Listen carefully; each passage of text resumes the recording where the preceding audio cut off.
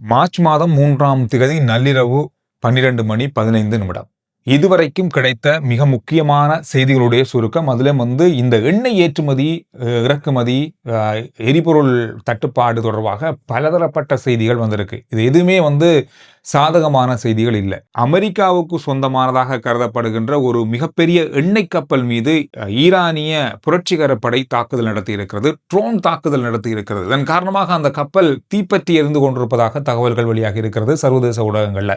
இது மிகப்பெரிய அளவுல எண்ணெயை எடுத்துக்கொண்டு செல்லுகின்ற அல்லது எரிபொருளை எடுத்துக்கொண்டு செல்லுகின்ற அமெரிக்க கப்பல் ஒன்று. இந்த கப்பல் மீது நடத்தப்பட்ட தாக்குதலானது மிகப்பெரிய அளவுல அமெரிக்காவுக்கான எண்ணெய் விநியோகத்தில் பாதிப்புகள் ஏற்பட வாய்ப்புகள் இருப்பதாக சொல்லப்படுது. ஏற்கனவே இந்த பாதையால, குறிப்பாக ஹார்முஸ் பாதையால தான் இந்த கப்பல் பயணித்துக் கொண்டிருந்திருக்கிறது. இந்த நேரத்தில் இந்த தாக்குதல் நடத்தப்பட்டிருக்கிறது. ஏற்கனவே ஹார்முஸ் பாதைகளுடைய பல இடங்கள் மூடப்பட்டிருக்கிறது. அங்கு எரிபொருள் கப்பல்கள் செல்வதற்கு தடை விதிக்கப்பட்டிருக்கிறது. ஏற்கனவே அங்கு எரிபொருள் கப்பல்களுக்கு தாக்குதல் நடத்தப்பட்டிருக்கிறது. அந்த அடிப்படையில் இந்த கப்பலும் தாக்குதலுக்கு உள்ளாகி இருக்கிறது. இந்த தாக்குதல்கள் எல்லாமே இஸ்ரேல் மற்றும் அமெரிக்கா இரண்டுமே சேர்ந்து ஈரான் மீது நடத்தப்படுகின்ற தாக்குதல்களுக்கான பதில் தாக்குதல்களாக இது இருப்பதாக சொல்லப்பட்டிருக்கு. இந்த நடவடிக்கையானது பெரிய அளவான ஒரு பாதிப்பை ஏற்படுத்தும் அப்படின்னு சொல்லி எதிர்ப்பு கூறுறாங்க. ஹார்முஸ் கால்வாய் அப்படின்றது உலகத்தினுடைய 25% எரிபொருள் விநியோகத்துக்கு பயன்படுத்தப்படுகின்ற பாதை. இந்த பாதை இப்பொழுது மூடப்பட்டிருக்கிறது. 2 நாட்களாக இது ஒரு பெரிய நெருக்கடியை ஏற்படுத்தி இருக்கிறது. ஏற்கனவே எரிபொருள் தட்டுப்பாடு வருமா அப்படின்ற பலதரப்பட்ட சந்தேகங்கள் பல நாடுகளில் இப்பொழுது நடக்குது. இலங்கையிலையும் கூட தான் பெரிய அளவான நீண்ட வரிசை இப்பொழுது பெட்ரோல் நிலையங்கள்ல இருக்கு. இந்த நிலையில இந்த தாக்குதல் நடத்தப்பட்டிருக்கிறது என்பது பெரிய அளவாக இப்பொழுது அமெரிக்கா பக்கமாக ஒரு அதிர்வலையை ஏற்படுத்தியிருக்கிறது. அமெரிக்க ஜனாதிபதி சற்று நேரத்துக்கு முன்பு அறிவித்த தகவலின் அடிப்படையில் ஈரான் மீது அளவற்ற தாக்குதல்கள் நடைபெறும், அளவு கடந்த தாக்குதல்கள் நடைபெறும் என்ற எச்சரிக்கையை விடுத்திருக்காரு. அதோடு மட்டுமல்லாமல் இந்த போரானது 4 வாரங்களுக்கு மேல் நீடிக்கலாம் அப்படின்ற மாதிரியும் கணக்கெடுத்திருக்காங்க. அவங்களுடைய அறிக்கையில் சொல்லப்பட்டிருக்கிறது. ஏற்கனவே 4 வாரங்கள் தான் திட்டமிடப்பட்டது இந்த தாக்குதல்கள், இந்த போர் நடக்கும்னு சொல்லி. ஆனால் இது நீண்ட காலம் எடுக்க வாய்ப்புகள் இருப்பதாக இப்பொழுது அவதானிகள், ஆய்வாளர்கள் கூறுறாங்க. காரணம் என்னன்னு சொன்னா, இந்த போர் ஒரு கட்டத்தை நோக்கி பயணித்து விட்டது. இதை உடனடியாக நிறுத்துவது என்பது அவ்வளவு இலகுவான காரியம் இல்லை.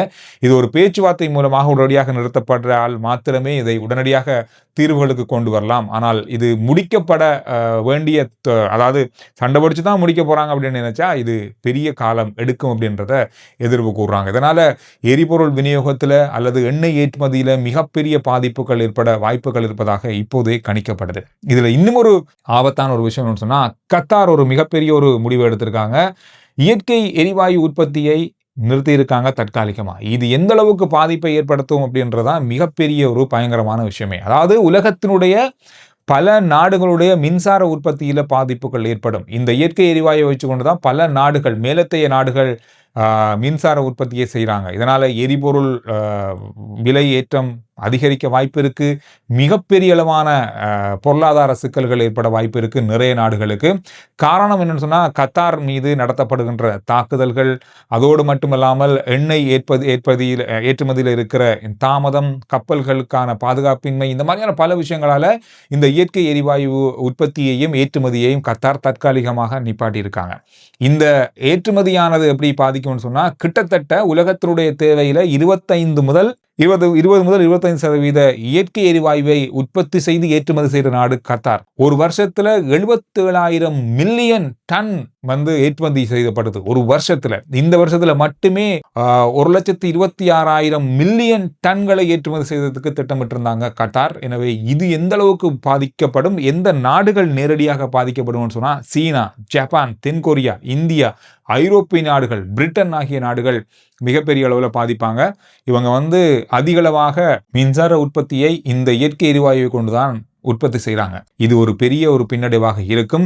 நீண்ட காலம் அல்லது ஒரு கிழமைக்கு மேல இது இந்த மாதிரி ஒரு விஷயத்தை கத்தார் தொடர்ந்து செய்யுமாக இருந்தா இது ஒரு பெரிய ஒரு பாதிப்பை ஏற்படுத்தும் சொல்லி இப்பவே எதிர்ப்பு கூறப்படுது. அதோட நேற்று மார்ச் மாதம் 2ஆம் தேதி சவுதி அரேபியாவில் இருக்கிற மிக முக்கியமான ராஸ் தனுரா அப்படின்னு சொல்லக்கூடிய எண்ணெய் சுத்திகரிப்பு நிலையம் மீது ட்ரோன் தாக்குதல் நடத்தப்பட்டது. இதனை தடுக்கும் முகமாக அங்கு எதிர்த்தாக்குதல் நடத்தப்பட்டாலும் அந்த ட்ரோனுடைய சில சிதைவுகள் இந்த எண்ணெய் சுத்திகரிப்பு மையத்தை நோக்கி விழுந்ததால அங்கு தீப்பற்றி இருந்ததால அது தற்காலிகமாக எண்ணெய் சுத்திகரிப்பு வேலைகள் நிறுத்தியிருக்காங்க சவுதி அரேபியா. இதனால எண்ணெய் உற்பத்தி மட்டுமல்ல, எண்ணெய் ஏற்றுமதியும் தடைப்பட்டிருக்கிறது.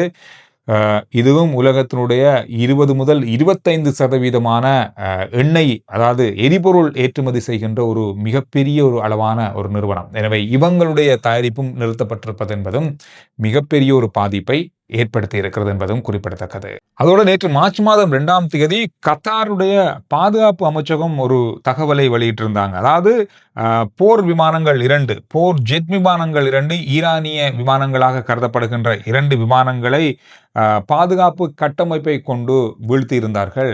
இந்த விடயம் நேற்று பார்க்கப்பட்டது. காரணம், கத்தாருடைய மிக முக்கியமான மையங்கள் மீது இந்த விமானங்கள் தாக்குதல் நடத்துவதற்காக தயாராகிய நிலையில் கத்தாருடைய பாதுகாப்பு கட்டமைப்பை கொண்டு இந்த தாக்குதல் நடத்தப்பட்டு இந்த விமானங்கள் சுட்டு வீழ்த்தப்பட்டதாக அங்கிருந்து வந்த செய்திகள் கூறியிருந்தது. அதோட இன்னொரு முக்கியமான நாடான அபுதாபியினுடைய ஊடக அறிக்கை ஒன்று சற்று நேரத்துக்கு முன்பு வெளியாகி இருக்கு. அபுதாபியினுடைய எரிபொருள் சுத்திகரிப்பு நிலையங்கள், எரிபொருள் மையங்கள் மீது ட்ரோன் தாக்குதல்கள் நடத்தப்பட்டிருக்கிறது. பெரிய அளவான பாதிப்புகள் அங்கு இல்லாவிட்டாலும் கூட இந்த எண்ணெய் உற்பத்தியிலையும் சுத்திகரிப்பிலையும் அங்கும் பெரிய ஒரு பாதிப்புகள் ஏற்பட்டிருக்கிறது. அபுதாபி இன்னும் எந்த இடத்துலையும் எண்ணெய் சுத்திகரிப்பு அல்லது எரிபொருள் சுத்திகரிப்பை நிறுத்தாவிட்டாலும் கூட மட்டுப்படுத்தப்பட்ட அளவில் தான் செய்யக்கூடிய அளவில் இருப்பதாக அபுதாபியினுடைய ஊடக அறிக்கைகளில் சொல்லப்பட்டிருக்கு. அங்கும் பலதரப்பட்ட இடங்களில் தாக்குதல்கள் நடைபெற்று வருவது என்பதையும் பார்க்கக்கூடியதாக இருக்கு. அதோடு இஸ்ரேல் இப்பொழுது லெபனான் மீது தொடர்ச்சியாக தாக்குதல்கள் நடத்தி வராங்க. இதனால லெபனானில் இருக்கிற மக்கள் மிக பெரிய அளவில் இப்பொழுது வெளியேறி கொண்டிருக்கிறார்கள் அந்த தாக்குதல் நடத்தப்படுகின்ற இடங்களை விட்டு. அதாவது ஹிஸ்புல்லா அமைப்புக்கு எதிராக இப்பொழுது இஸ்ரேல் தொடர்ச்சியான தாக்குதல்களை நடத்தி கொண்டு வருவதால இந்த ஒரு நிலைமை லெபனான்ல ஏற்பட்டிருக்கிறது.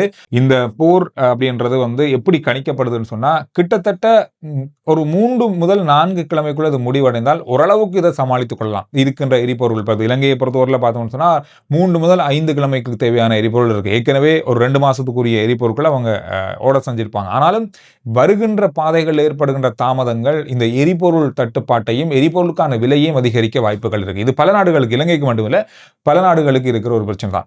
ஆனால் இப்பொழுது அமெரிக்கா, நாங்கள் முதல் சொன்ன மாதிரி கணித்திருக்கிற விடயம், ஏன்னா அமெரிக்கா ஜனாதிபதியை சொல்ற ஒரு விஷயம் என்னன்னு சொன்னா, இந்த போரானது 4 கிழமைக்குள்ள முடிவருவதற்கான வாய்ப்புகள் இல்லை அப்படின்றது தான். இதுதான் இங்க இருக்கிற பெரிய ஒரு சிக்கலான விஷயமே.